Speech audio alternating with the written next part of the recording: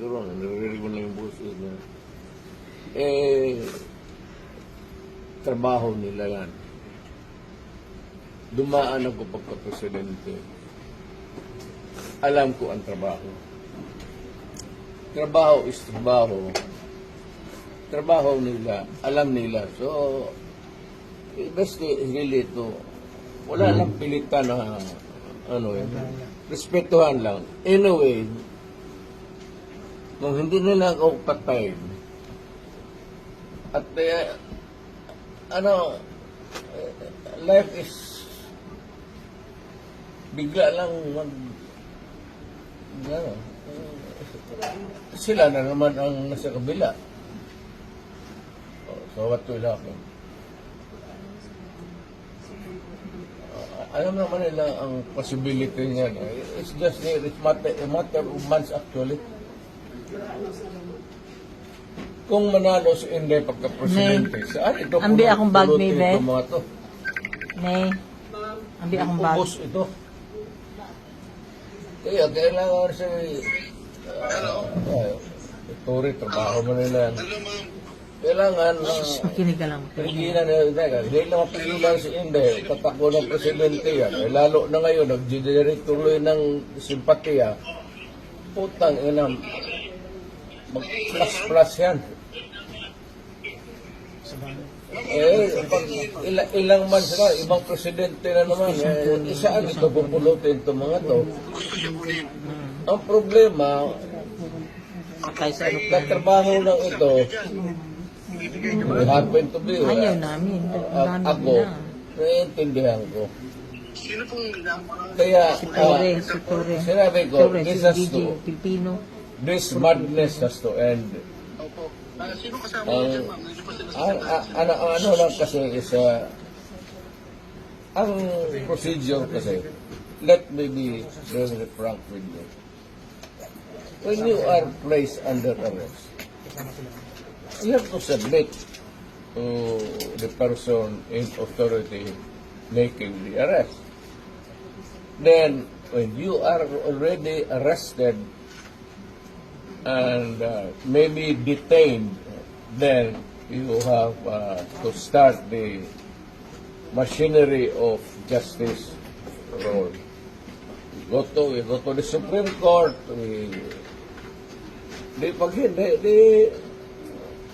Ako, Go to the Supreme dumaan Court. ako sa okay na sa akin. Well, nothing to lose na ako. Nothing to lose. Absolutely nothing. Hindi ba rin ako sabihin mo kulong ng habang buhay? Wala ako.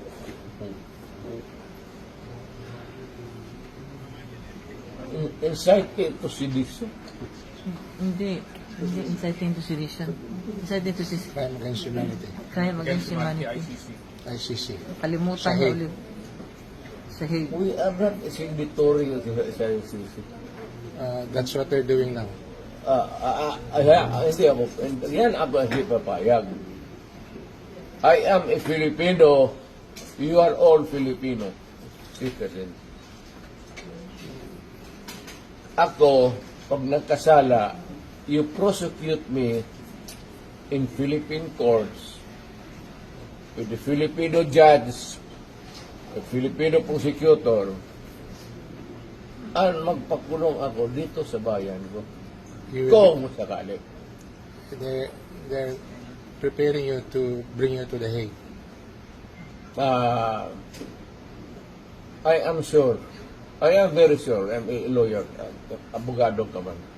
I am sure the Supreme Court will rebuke them.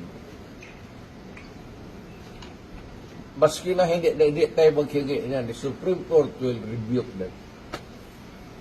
Tignan mo. Hindi pa bayad ang Supreme Court. Wala tayo extradition treaty.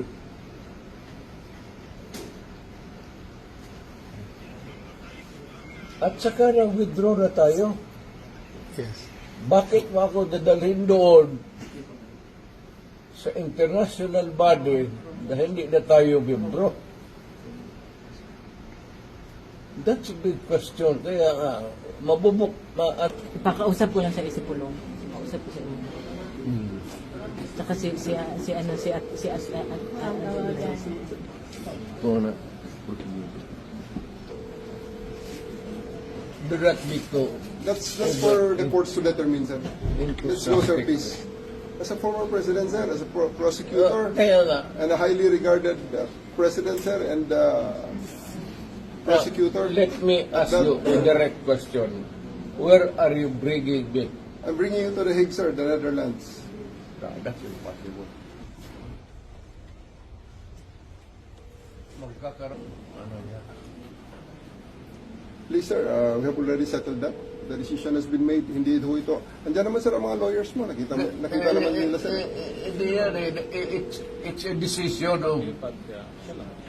Apat, sir. I have four slots. Sir, you can bring four members of your, including you, sir, four. We have 4 slots for you. No. You know, Andre, I'm sick. I'm sickly. May doktor tayo, sir. May dalawang doktor. 80 years old. Hindi lumalabas ng ano ang Sila, gamot. sila. Let him speak. I'm sickly. You have to determine first if I am fit for travel. Yes, sir. We're going to ask our doctor now, sir, to examine you. If you will allow us, sir. Oh, Ito, sir, ang doktor natin, sir. Colonel Rico. Asan ang mga gamit mo? Isang surgeon, sir. you cannot... Alam mo, ang history ng health ng tao, hindi nakakuha ng Tingin. ocular. Inspection. You have to go to my doctor. Hospital muna. Let him explain. Tignan mo ang record. Sabihin mo ang gobyerno, titignan mo na yung record. Hindi pwede yung gano'n. Gestapo yan. Alam mo kung gagawin sa iyo, hindi ka maligayahan yan. Why bring me to The Hague when may court of first instance doon? We'll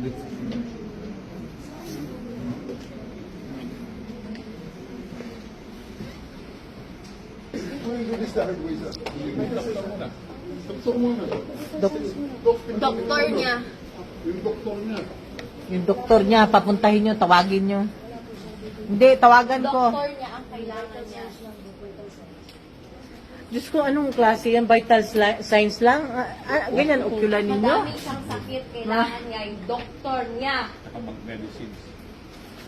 Mga medicines niya hindi pa ready.